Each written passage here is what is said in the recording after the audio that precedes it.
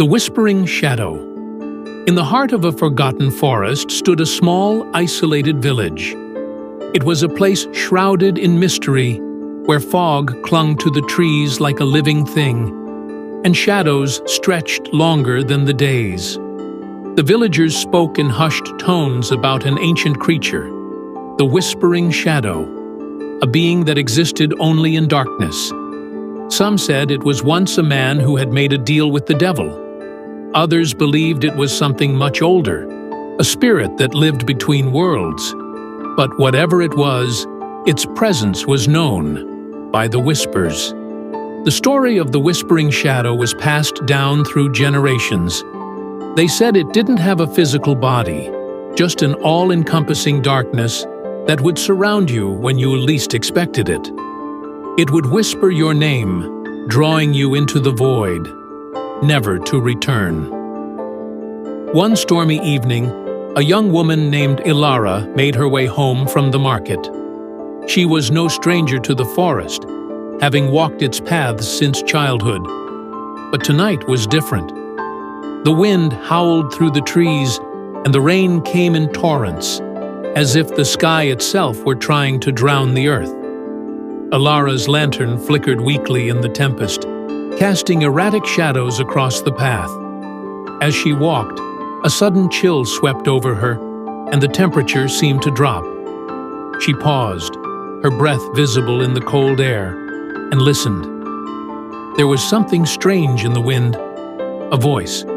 It wasn't a sound from the storm, but a soft whisper, like a distant murmur calling her name.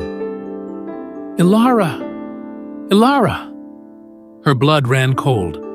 No one was supposed to be out here at this hour, especially not in such weather. She glanced around, but there was nothing in sight, just the twisted trees and the endless sheets of rain. The whisper came again, louder this time, closer. Elara, I've been waiting for you.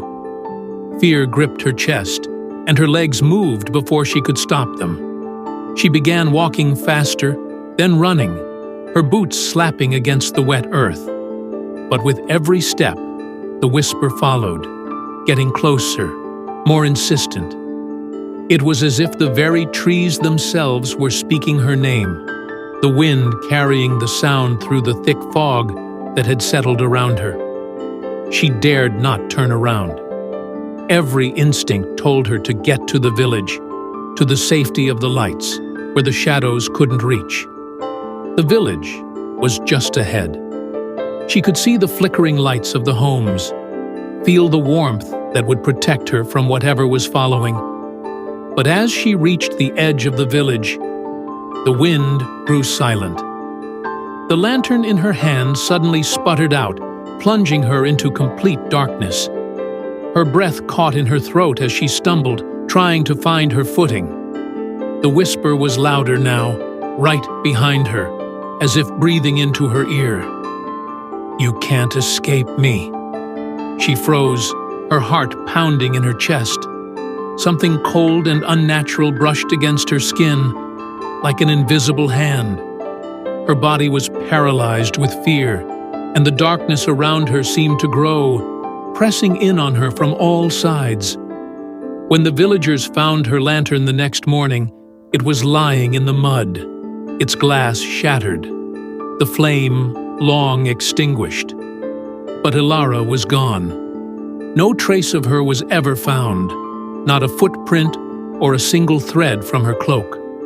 Now, on stormy nights, the villagers say they can hear her voice in the wind, just a whisper at the edge of the forest. I'm still here. And some believe, if you listen closely enough, the Whispering Shadow is waiting for someone new to call.